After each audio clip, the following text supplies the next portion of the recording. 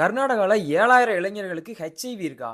Social மீடியால தீயா பரவிட்டு இருக்கக்கூடிய இந்த தகவல் பாதி உண்மை, பாதி பொய். இத பத்தி KSAPS Karnataka state AIDS prevention society இந்த அமைப்போட திட்ட இயக்குனர் பத்மா பசவந்தப்பா அதிகாரப்பூர்வமா பத்திரிகையாளர்கள்ட்ட விளக்கம் கொடுத்திருக்காரு. ஆனா 7,000 காலேஜ் ஸ்டூடெண்ட்ஸ்க்கு ஹெச்ஐவி பாசிட்டிவா இருக்குன்னு சமூக வலைதளங்கள்லயும் சில ஊடகங்கள்லயும் பரவக்கூடிய தகவல் முற்றிலும் பொய் அப்படின்னு சொல்லி உறுதிப்படுத்திருக்காரு. இளைஞர்கள் மாணவர்களுக்கு நடுவுல பாதுகாப்பு விழிப்புணர்வை ஏற்படுத்துறதுக்கு, அதாவது ஹெச்ஐவினா என்ன, ஹியூமன் இம்யூனோ டிஃபிஷியன்சி வைரஸ், இது உடலோட நோய் எதிர்ப்பு சக்தியை முழுசா அழிச்சு நோய்களை எதிர்த்து போராட முடியாத நிலைக்கு நம்மளை கொண்டு போயிடும். இது எப்படி பரவுது? முறையற்ற பாலியல் உறவுகள், அப்புறம் ஹெச்ஐவி இருக்கிற ஒருத்தர் யாருக்காவது பிளட் டொனேட் பண்ணாலோ, அப்புறம் ஹெச்ஐவி இருக்கக்கூடிய ஒரு அம்மா குழந்தைக்கு பால் கொடுத்தாலோ, ஹெச்ஐவி இருக்கக்கூடிய ஒருத்தர் பயன்படுத்தின ஊசியை வேற ஒருத்தர் பயன்படுத்தினாலோ இந்த மாதிரியான சில வழிகள்ல பரவும். பாதுகாப்பற்ற டேட்டிங் ஆப்ஸ் மூலமா தவறான வழிகளுக்கு போகிறாங்கன்னு, இதுக்கெல்லாம் விழிப்புணர்வு இல்லாததான் முக்கிய காரணம்னு, இதை கட்டுப்படுத்த தான் இப்போ கர்நாடகால காலேஜ் கேம்பஸ்லயே முறையான ஹெச்ஐவி பரிசோதனையும் விழிப்புணர்வும் தீவிரப்படுத்தப்பட்டிருக்கு. இது ஹெச்ஐவியை ஸ்டார்டிங் ஸ்டேஜ்லயே கண்டுபிடிச்சு அதுக்கு இலவசமா சிகிச்சை கொடுக்கிறதுக்காக மட்டுமே காலேஜஸ்ல தன்னார்வ பரிசோதனை, அதாவது இது முழுக்க முழுக்க மாணவர்களோட விருப்பத்தின் பேர்ல நடக்கக்கூடிய விழிப்புணர்வு முகாம் அப்படின்னு சொல்லியிருக்காரு. சோ இதை பரப்புன சோசியல் மீடியா நண்பர்களே, ஊடகங்களே,